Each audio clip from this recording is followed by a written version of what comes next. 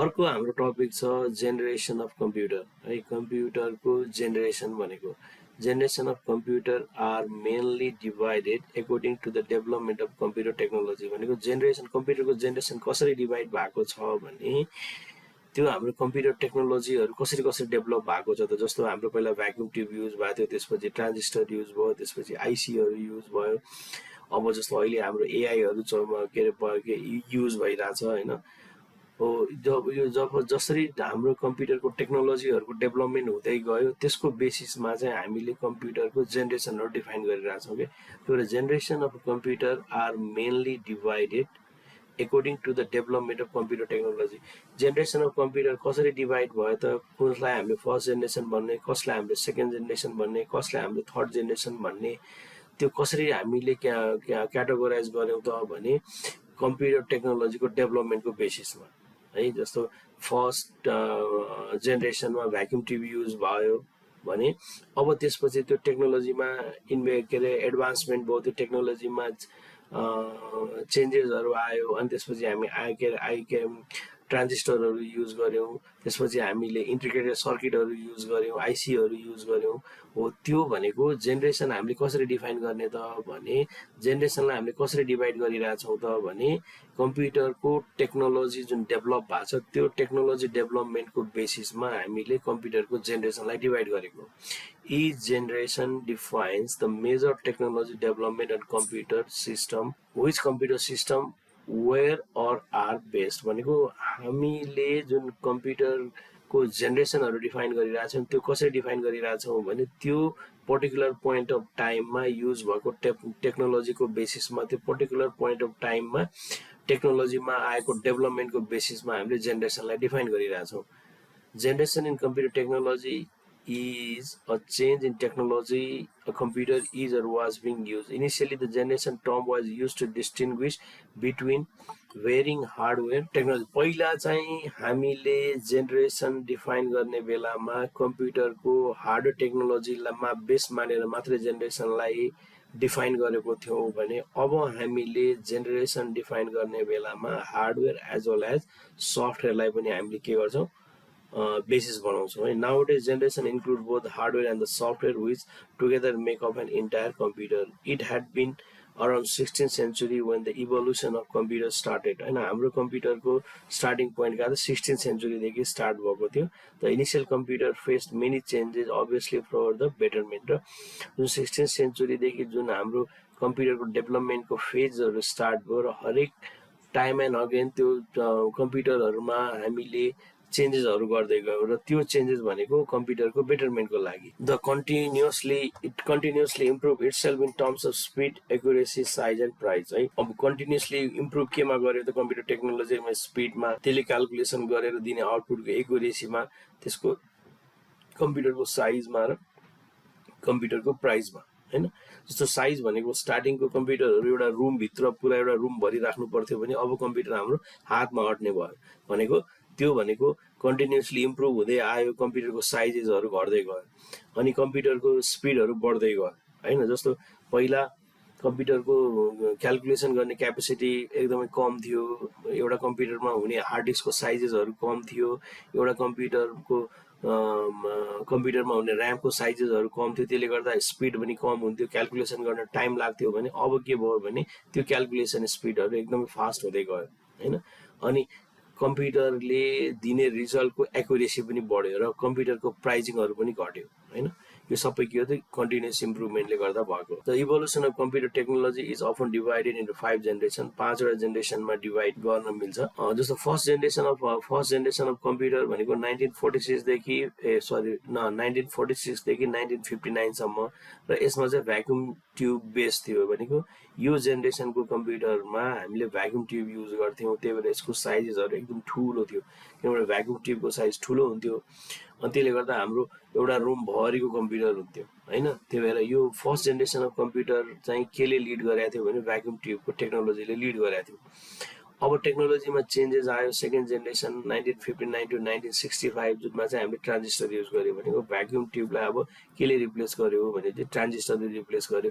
त्यसले गर्दा के भयो भने हाम्रो कम्प्युटरको साइज रिड्युस भयो प्लस अलिकति भ्याक्युम ट्युब बेस्ड कम्प्युटर भन्दा यसको स्पिड अलिकति फास्ट भयो। अनि थर्ड जेनेरेसन 1965 to 1971, अब यसमा के भयो भने इन्टिग्रेटेड सर्किट आयो। अब ट्रान्जिस्टरलाई पनि सानो बनाएर एउटा सानो बोर्डमा हामीले इन्टिग्रेट गर्यौँ, त्यसलाई हामी इन्टिग्रेटेड सर्किट भन्छौँ। भनेको थाउजन्ड्स अफ ट्रान्जिस्टरलाई चाहिँ हामीले एउटै आइसीमा हामीले अब इन्कर्पोरेट गर्न सक्यौँ। भनेको अझ ट्रान्जिस्टर जो भ्याक्युम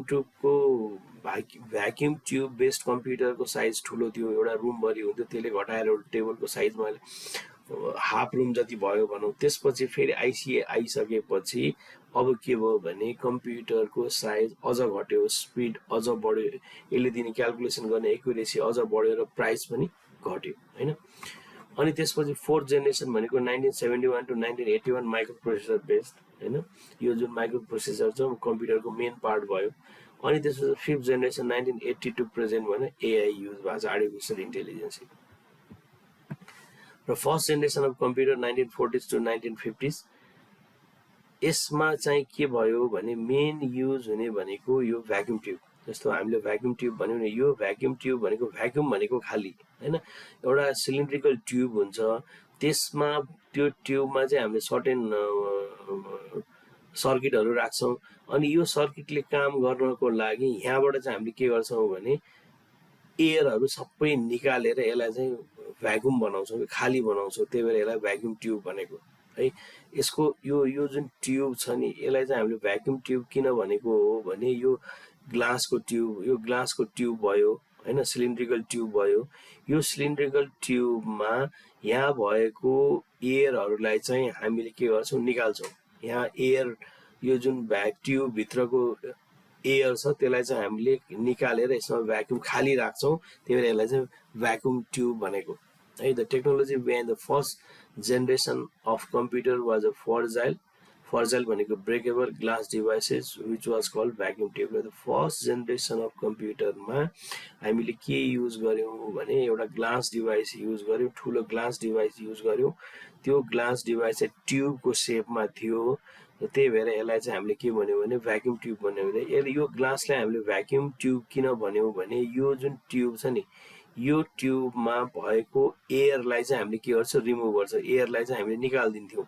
अनि त्यही भएर यहाँ केही पनि हुन्थेन, खाली भयो, त्यही भएर यसलाई भ्याक्युम बनाएको भन्ने भयो, त्यही भएर यसको नाम चाहिँ भ्याक्युम ट्युब भएको। Vacuum tube is an electronic devices that control the flow of electron in a vacuum. र यसबाट हामीले भ्याक्युम किन निकाल्नु पर्थ्यो भने हामीले फ्लो अफ इलेक्ट्रोनलाई कन्ट्रोल गर्नको लागि चाहिँ यहाँबाट एयरहरू पनि निकाल्नु पर्थ्यो। एयर ननिकालेको कन्डिसनमा यो जुन इलेक्ट्रोन फ्लो हुन्छ त्यो इलेक्ट्रोन चाहिँ एयरसँग कोलाइड भएर, एयरको मोलिक्युलसँग कोलाइड हुन सक्ने चान्स हुन्थ्यो, त्यही भएर त्यो ट्युबलाई चाहिँ हामीले भ्याक्युम बनायौँ, त्यही भएर त्यसको नाम चाहिँ भ्याक्युम ट्युब भयो है। A vacuum tube is an electronic device that controls the flow of electron in a vacuum. यो खाली ठाउँमा यो भ्याक्युममा इलेक्ट्रोन फ्लो कन्ट्रोल गर्ने चाहिँ यो भ्याक्युम ट्युबको काम भयो। त्यो फर्स्ट जेनेरेसन अफ कम्प्युटरमा चाहिँ हामीले के युज गरेका थियौँ भने यो ग्लासको डिभाइस युज गरेका थियौँ। त्यो ग्लासको डिभाइसेसमा सर्टेन सर्किटहरू राख्थ्यौँ र यसलाई अप्रोप्रिएटली काम गर्नको लागि यसमा भएको एयर पनि हामीले रिप्लेस गर्थ्यौँ। This computer were very heavy and really large in size. यो कम्प्युटर एकदमै ठुलो हुन्थ्यो हैन, एकदमै हेभी हुन्थ्यो। They were too bulky and large that they need a full room and consume lot of electricity. यो यति ठुलो हुन्थ्यो कि यसले टोटल रुम कन्ज्युम गर्थ्यो र इलेक्ट्रिसिटी पनि एकदमै धेरै कन्ज्युम गर्थ्यो। This were not very reliable and programmable on them was a really tedious task as they used machine language and used no OS. यो त्यति रिलायबल हुन्थेन र यसमा प्रोग्रामिङ गर्न एकदमै टिडियस हुन्थ्यो। किन टिडियस हुन्थ्यो भने यसमा कुनै पनि अपरेटिङ सिस्टम हुन्थेन र यसलाई प्रोग्रामिङ गर्नु पर्यो भने हामीले जुन कोडिङ गर्छौँ नि, कोडिङको लागि 0 र 1 को फर्ममा हामीले कोडिङ गरेर लेख्नु पर्थ्यो। जस्तो मैले अहिले सीमा प्रोग्राम बनाएँ, लेट्स से मैले एउटा सीमा प्रोग्राम बनाएँ, जस्तो मैले एउटा सीमा प्रोग्राम बनाएँ, let's say include stdio.h parent printf hello ल यो मैले एउटा सीमा प्रोग्राम बनाएँ हैन, यो प्रोग्राम लेख्नलाई मलाई एकदमै इजी भयो नि हैन, किनभने यो इङ्ग्लिस ल्याङ्ग्वेजको फर्मेटमा छ। अब मैले यो प्रोग्राम कम्प्युटरमा रन गर्छु, अनि कम्प्युटरमा रन गर्नुभन्दा अगाडि मैले के गर्छु, यो प्रोग्राम कसलाई दिन्छु, कम्पाइलरलाई दिन्छु।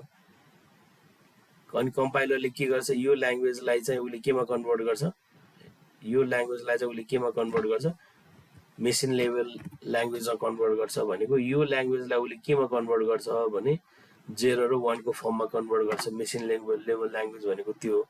तर फर्स्ट जेनेरेसन अफ कम्प्युटरमा चाहिँ हामीले यसरी इङ्ग्लिस ल्याङ्ग्वेजमा लेख्ने हामीले पाउँथेनौँ कि हामीले के गर्नु पर्थ्यो, मलाई यो स्टेटमेन्ट लेख्नको लागि 01100110011 यसरी मैले यो लेभल, यो मेसिन लेभल ल्याङ्ग्वेजमा लेख्नु पर्थ्यो। मेसिन लेभल ल्याङ्ग्वेज भनेको मेसिनले बुझ्ने ल्याङ्ग्वेजलाई मेसिन ल्याङ्ग्वेज भन्छ। मेसिनले बुझ्ने भनेको 0 र 1 हो, किनभने हामीले हिजो के भनेको थियौँ भने कम्प्युटरले त मैले अब प्रोग्रामिङ गर्नु पर्यो भने यो 0 र 1 को फर्ममा दिनु पर्थ्यो पहिला स्टार्टिङमा। जस्तो फर्स्ट जेनेरेसन अफ कम्प्युटरमा कुनै प्रोग्राम लेख्नु पर्यो भने त्यो प्रोग्राम भनेको 0 र 1 को फर्ममा हुन्थ्यो, किनभने त्यहाँ कम्पाइलर भन्ने हुन्थेन इङ्ग्लिस ल्याङ्ग्वेजमा। हामीले जस्तो यो मैले सीमा लेखेँ, यो त इङ्ग्लिस ल्याङ्ग्वेजमा लेखा जस्तो छ, हाई लेभल प्रोग्रामिङ ल्याङ्ग्वेज भयो।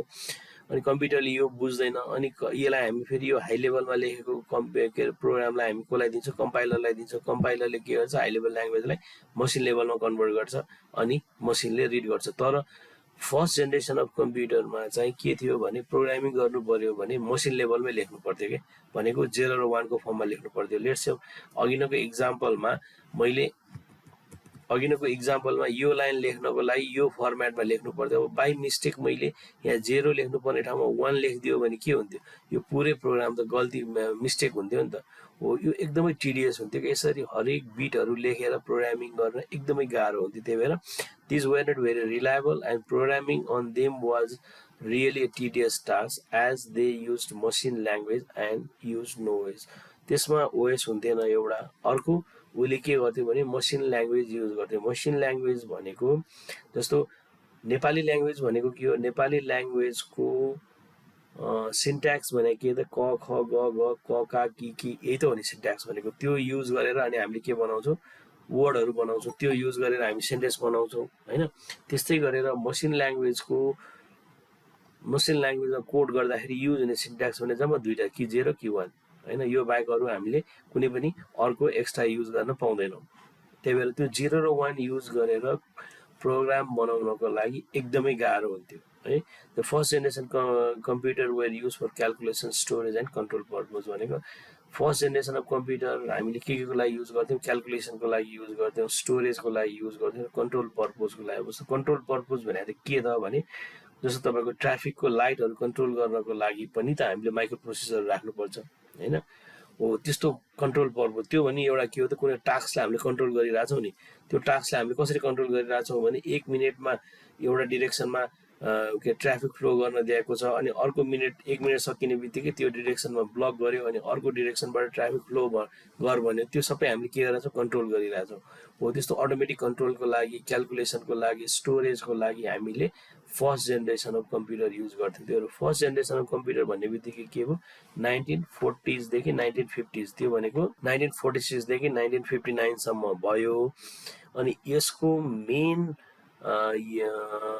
टेक्नोलोजी भनेको भ्याक्युम ट्युब भनेको एउटा सिसाको ट्युब, जसमा चाहिँ त्यो सिसाको ट्युबभित्र भएको एयरलाई चाहिँ हामीले निकाल्छौँ र खाली बनाउँछौँ क्या। त्यहाँ भएको यो जस्तो यो सिसा छ नि, यो सिसा यो ट्युब जस्तो छ हैन, सिलिन्ड्रिकल सेपमा छ। अनि यहाँ हामीले सर्टेन सर्किटहरू राखेको छौँ। अनि अर्को पार्ट के गर्छौँ भने यसलाई चाहिँ हामी भ्याक्युम बनाउँछौँ कि खाली बनाउँछौँ, यहाँभित्र भएको एयरलाई पनि हामी निकाल्छौँ हैन। त्यही भएर एयर पनि निकालेको हुनाले, खाली बनाएको हुनाले, भ्याक्युम बनाएको हुनाले यसको नाम भ्याक्युम ट्युब भयो। ट्युबको सेपमा भयो, प्लस त्यहाँ त्यो ग्लास ट्युबमा भएको एयरलाई पनि हामीले निकाल्यौँ, भ्याक्युम बनायौँ, त्यही भएर यसको नाम भ्याक्युम ट्युब भयो। र यो एकदमै ठुलो, लार्ज साइज, बल्की साइज, यसले टोटल एउटा रुम पनि लिन्थ्यो र यसले large amount of electricity use गर्थ्यो। यसले प्रोग्रामिङ गर्न एकदमै गाह्रो थियो, किनभने हामीले 0 र 1 को कोड युज गरेर प्रोग्रामिङ गर्नु पर्थ्यो, मेसिन ल्याङ्ग्वेजमा हामीले प्रोग्रामिङ गर्नु पर्थ्यो र यसले ओएस अपरेटिङ सिस्टम युज गर्थ्यो। एउटा इक्जाम्पल भनेको ENIAC है, यसको फुल फर्म भनेको इलेक्ट्रोनिक इन्टिग्रेटर एन्ड कम्प्युटर है। ENIAC भनेको electronic numerical integrator and computer built by J Presper Eckert and John भी वाज जनरल पर्पज कम्प्युटर। यो चाहिँ दुईटा मान्छेले बनाएको भयो, जे प्रेस्पर र जोन भी भन्ने मान्छेले। It was a first programmable electronic general purpose digital computer completed in 1945 होइन। यो चाहिँ first programmable electronic general purpose digital computer. General purpose भनेको जेनरिक काम गर्ने के, क्यालकुलेसन पनि गरेको छ, वर्डमा टाइप। जस्तो हाम्रो कम्प्युटर के हो भनेको जनरल पर्पज कम्प्युटर हो नि, हाम्रो ल्यापटप, हाम्रो घरको डेस्कटप जेनरिक कम्प्युटर हो भने यो कुनै स्पेसिफिक काम गर्नको लागि, एउटै मात्रै काम गर्नको लागि बनाएको कम्प्युटर भएन नि त। हाम्रो घरमा राखेको डेस्कटप, हामीले युज गर्ने ल्यापटप, यहाँ हामीले वर्ड पनि टाइप गर्न मिल्यो, हामीले एक्सेलमा काम गर्न पनि मिल्यो, हामीले क्यालकुलेसन पनि गर्न मिल्यो होइन, हामीले प्रेजेन्टेसन पनि गर्न मिल्यो भनेको यो जेनरिक पर्पजको लागि बनाएको हो। त्यस्तै जेनरिक पर्पज भनेको मल्टी फङ्सन गर्ने भएकोले यसलाई generic purpose general purpose digital computer भनेको है। It was a first programmable भनेको प्रोग्राम गर्न मिल्ने पहिलो कम्प्युटर थियो यो। अनि इलेक्ट्रोनिक भयो प्लस जनरल पर्पज भनेको मल्टी फङ्सन भयो, यसले डिफ्रेन्ट टास्कहरू गर्ने भयो। कम्प्लिटेड इन 1945 र यो चाहिँ 1945 मा कम्प्लिट भएको थियो। It had been a very heavy large and contain 18,000 vacuum tube. यो एकदमै हेभी थियो, एकदमै ठुलो थियो, किनभने यसमा 18,000वटा भ्याक्युम ट्युबहरू युज गरेर यो मसिन डेभलप भएको थियो। ENIAC was design and use to calculate artillery firing tables for the United States Army's Ballistic Research Laboratory। यो के को लागि युज भएको थियो भने जस्तो फायरिङहरू गर्छ नि, जस्तो आर्मीहरूले मिसाइलहरू फायर गर्ने बेलामा त्यो मिसाइलहरूको डिस्टेन्स, कुन डिस्टेन्समा लगेर यसलाई फायर गर्ने, कति डिस्टेन्समा फायर गराउने, कुन एङ्गलमा छोडेपछि कुन ठाउँमा गएर फायर हुन्छ, त्यो सबै क्यालकुलेसन गर्नको लागि युज भएको थियो क्या। त्यही भएर ENIAC was design and use to calculate artillery firing tables होइन। जस्तो कुन एङ्गलमा हामीले मिसाइललाई फायर गर्यो भने कति किलोमिटरमा गएर ड्रप हुन्छ, कुन डिरेक्सनमा गएर ड्रप हुन्छ, कुन ठाउँमा गएर ड्रप हुन्छ, कति टाइममा गएर ड्रप हुन्छ, त्यो जुन क्यालकुलेटिङ त्यो फायरिङ टेबल बनाउँथ्यो, त्यो टेबल क्यालकुलेट गर्नको लागि यो मसिन युज भएको थियो। Its first program was a study of the feasibility of thermonuclear weapon. Thermonuclear वेपनको फिजिबिलिटी स्टडी गर्नको लागि युज भएको थियो। यो एउटा फोटो हो, त्यो ENIAC भन्ने जुन मसिन छ त्यो मसिनको यो फोटो है। अनि प्रोग्रामर बेट्टी जी जेनिङ लेफ्ट रे अनि फ्रान भन्ने चाहिँ राइटमा operate ENIAC's main control panel. यो सबै के हो त भने यो पुरै रुमभरिको मसिन चाहिँ एउटा मसिन थियो क्या, यति ठुलो मसिन थियो। अनि त्यसपछि अर्को डेभलप भयो EDVAC भन्ने, electronic discrete variable automatic computer was design by Hungarian American mathematician John von Neumann in 1945। यो अर्को एउटा EDVAC भन्ने मसिन डेभलप भयो 1945 मा, जोन भ्यान न्युमेन भन्ने मान्छेले डेभलप गरेको। It had a memory that was able to store data and program। र यसको एडभान्टेज के थियो भने यसमा चाहिँ मेमोरी इन्क्लुडेड थियो जसले चाहिँ डेटा र प्रोग्रामलाई स्टोर गर्न सक्थ्यो। The most important component of EDVAC was the central processing unit or CPU, which allowed all computer function to take place through a single source। र अर्को यसको इम्पोर्टेन्ट पार्ट भनेको यसमा CPU पनि थियो, मेमोरी थियो प्लस यसमा CPU थियो जसले चाहिँ सिंगल ठाउँबाट चाहिँ सबै कम्प्युटरको फङ्सनिङहरूले कन्ट्रोल गर्थ्यो। अनि अर्को थियो UNIVAC भनेर, universal automatic computer was developed in 1952 by J Presper and John. It is the first commercially produce digital computer. यो चाहिँ पहिलो डिजिटल के अरे कमर्सियल कम्प्युटर थियो भनेको बेच्नको लागि डेभलप गरेको कम्प्युटर थियो। योभन्दा अगाडिसम्म सबै गभर्मेन्टले डेभलप गरेको थियो, गभर्मेन्टको डेटाहरू क्याल्कुलेसन गर्नको लागि युज भइरहेको थियो भने यो चाहिँ कमर्सियली डेभलप जनरल पब्लिकलाई पनि सेल गर्नको लागि डेभलप गरेको मसिन थियो। The main characteristics of the first generation of computer 1940s to 1950s भनेको 1946 देखि 1959 सम्म मेन मेमोरी के थियो, म्याग्नेटिक ड्रम र म्याग्नेटिक ट्युब। यसको मेन इलेक्ट्रोनिक कम्प्युटर चाहिँ भ्याक्युम ट्युब थियो। मेन यसको इलेक्ट्रोनिक कम्पोनेन्ट भनेको भ्याक्युम ट्युब, अनि मेमोरी भनेको म्याग्नेटिक ड्रम र magnetic tape. Programming language machine language भनेको magnetic tape and magnetic drum भनेको भने यस्तो म्याग्नेटिक ड्रममा चाहिँ उसले डेटाहरू स्टोर गरेर राख्थ्यो। यो चाहिँ हाम्रो म्याग्नेटिक ड्रम भयो है। यस्तो यो म्याग्नेटिक ड्रम, यहाँ चाहिँ म्याग्नेट कोडिङ गरेको हुन्थ्यो अनि यसरी डाटाहरू स्टोर हुन्थ्यो। फर्स्ट जेनेरेसन अफ कम्प्युटरमा चाहिँ मेन इलेक्ट्रोनिक कम्पोनेन्ट चाहिँ भ्याक्युम ट्युब थियो, मेमोरी चाहिँ म्याग्नेटिक ड्रम र म्याग्नेटिक टेप, प्रोग्रामिङ ल्याङ्ग्वेज चाहिँ मेसिन लेभल ल्याङ्ग्वेज, पावर चाहिँ एक्सेसिभ युज गर्थ्यो। यसले consume lot of electricity and generate lot of heat. जति धेरै उसले इलेक्ट्रिसिटी कन्ज्युम गर्यो त्यति धेरै उसले हिट प्रड्युस गर्ने भयो हैन। अनि त्यो प्रड्युस भएको हिटलाई फेरि के गर्नु पर्यो, मिनिमाइज गर्नको लागि कुलिङ चाहियो हामीलाई। अनि speed and size very slow and very large in size भनेको स्पिड एकदमै स्लो थियो र साइज एकदमै ठुलो थियो। Input and output device punch card र पेपर टेप भनेको punch card as a input device उसले इनपुट, जस्तो अहिले हाम्रो इनपुट डिभाइस छ किबोर्डहरू हाम्रो इनपुट डिभाइस थियो। आउटपुट डिभाइसेसहरू हाम्रो के छ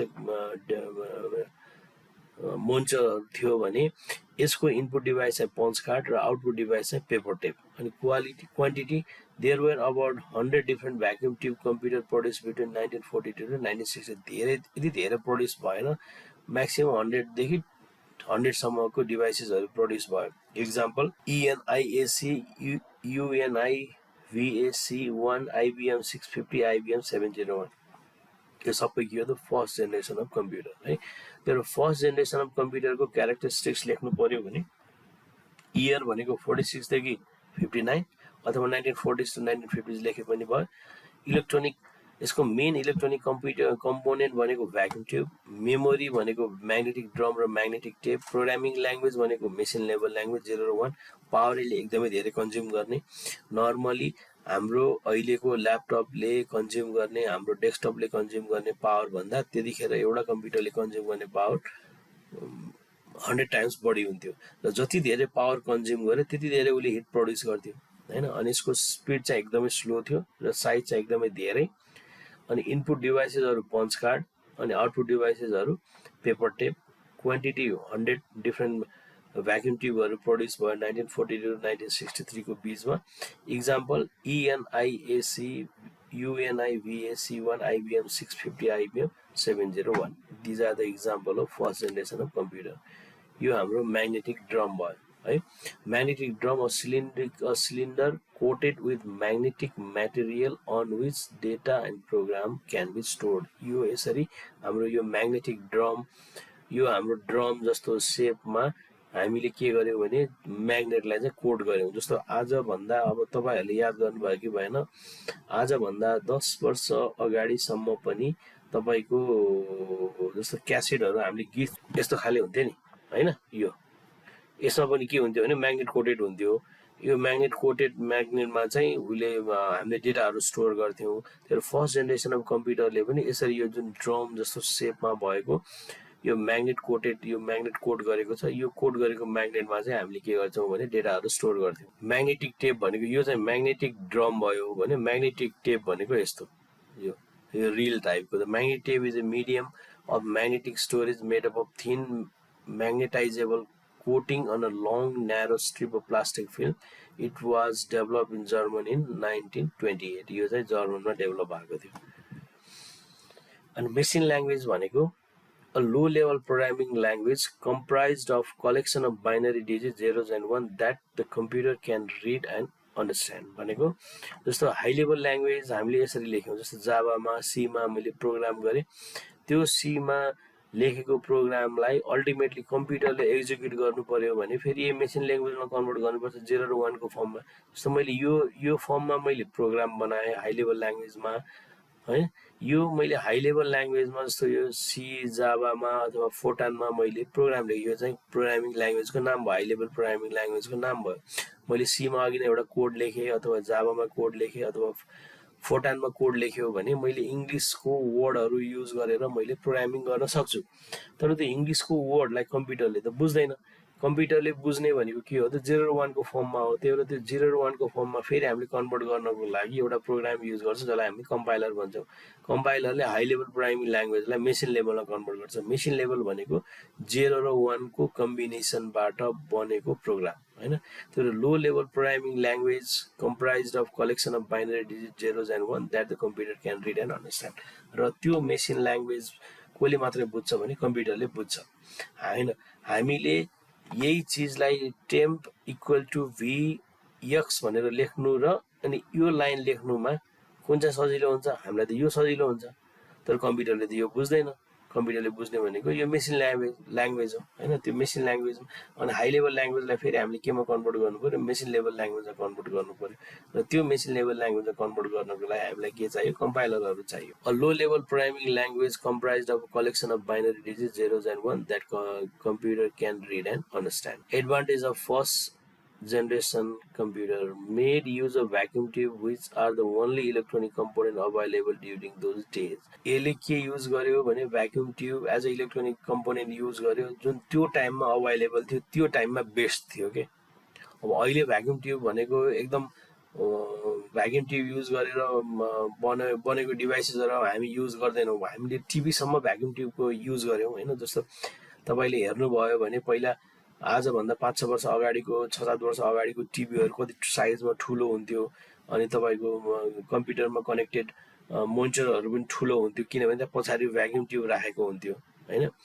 अब हामीले त्यो भ्याक्युम ट्युब युज भएको कुनै पनि डिभाइसेसहरू युज गर्दैनौँ। तर त्यो पोइन्ट अफ टाइममा 1940s देखि 1950s सम्म भ्याक्युम ट्युब चाहिँ बेस्ट इलेक्ट्रोनिक कम्पोनेन्ट थियो है। त्यही भएर त्यतिखेरको एडभान्टेज भनेको, किनभने त्यतिखेर भ्याक्युम ट्युब युज गरेपछि हाम्रो कम्प्युटरको स्पिड फास्ट भएको थियो। पहिला स्टिमिङहरू युज गर्थ्यौँ हामीले भने त्यसपछि हाम्रो भ्याक्युम ट्युब युज भयो। त्यही भएर त्यो पोइन्ट अफ टाइममा चाहिँ vacuum tube was the best electronic component हैन। त्यो उसले आफ्नो बेस्ट इलेक्ट्रोनिक कम्पोनेन्ट युज गरेको थियो। The use of vacuum tube technology made it possible to make an electronic digital computer. र भ्याक्युम ट्युबको थ्रु भ्याक्युम ट्युब युज गरेपछि बल्ल इलेक्ट्रोनिक कम्प्युटर बन्नलाई हेल्प गरे। अब त्योभन्दा अगाडि सबै मेकानिकल कम्प्युटरहरू थियो हैन। Due to the use of machine language computer of this generation were faster as earlier development. र मसिन प्रोग्रामिङ ल्याङ्ग्वेज पनि हामीले युज गऱ्यौँ। भले हामीले मसिन लेभल ल्याङ्ग्वेज युज गऱ्यौँ तर प्रोग्रामिङ ल्याङ्ग्वेज युज गरेर कम्प्युटरलाई प्रोग्राम गऱ्यौँ जुन चाहिँ त्योभन्दा अगाडिको कम्प्युटरहरूभन्दा फास्ट थियो। This computer could calculate in मिली सेकेन्ड। हाम्रो क्यालकुलेसन नर्मली सेकेन्डमा मिनटमा हुन्थ्यो भने अब त्यसलाई चाहिँ फर्स्ट जेनेरेसन अफ कम्प्युटर जसले भ्याक्युम ट्युब युज गर्यो, machine level programming language use गर्यो, क्यालकुलेसनलाई मिली सेकेन्डमा उसले डिक्रिज गर्यो। तर एडभान्टेज सँगसँगै म्यासिभ डिसएडभान्टेज पनि थियो। के डिसएडभान्टेज थियो भने the computer were very large in size. यो कम्प्युटरको साइज एकदमै ठुलो थियो हैन। They consume a large amount of size. उनीहरूले लार्ज अमाउन्ट अफ इनर्जी, उनीहरूले एकदमै धेरै इलेक्ट्रिसिटी युज गर्थ्यो।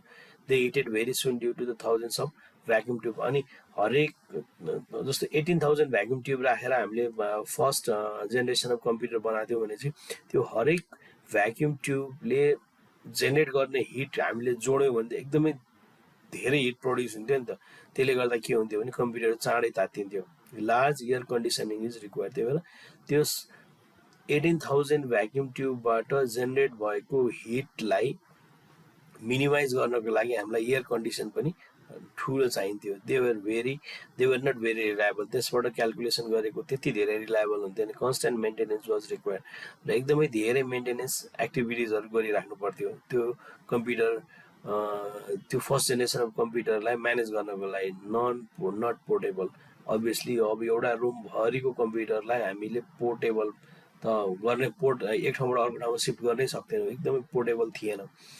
कस्टली कमर्सियल प्रोडक्सन, एकदमै कमर्सियली भन्नाले जनरल पब्लिकको युजको लागि कमर्सियल प्रोडक्सन गर्नको लागि एकदमै कस्ट पर्थ्यो जो मान्छेहरूले अफोर्ड गर्न सक्थेनन्। यसको स्पिड एकदमै स्लो थियो। मेसिन लेभल ल्याङ्ग्वेज मात्रै युज गर्थ्यो। त्यही भएर प्रोग्रामिङ गर्न गाह्रो थियो र पन्च कार्ड मात्रै युज गर्थ्यो एज अ इनपुट। हामीसँग एउटा मात्रै अप्सन थियो इनपुट दिनलाई, त्यो चाहिँ पन्च कार्ड हैन। These are the disadvantage of first generation of computer. है। के डिसएडभान्टेज, एउटा एकदमै ठुलो साइज, अर्को इनर्जी कन्ज्युम्सन हाई, इलेक्ट्रिसिटी धेरै कन्ज्युम गर्थ्यो, अनि धेरै भ्याक्युम ट्युब भएको हुनाले र भ्याक्युम ट्युबले इलेक्ट्रिसिटी कन्ज्युम गर्ने भएको हुनाले त्यसले धेरै हिट प्रड्युस गर्थ्यो।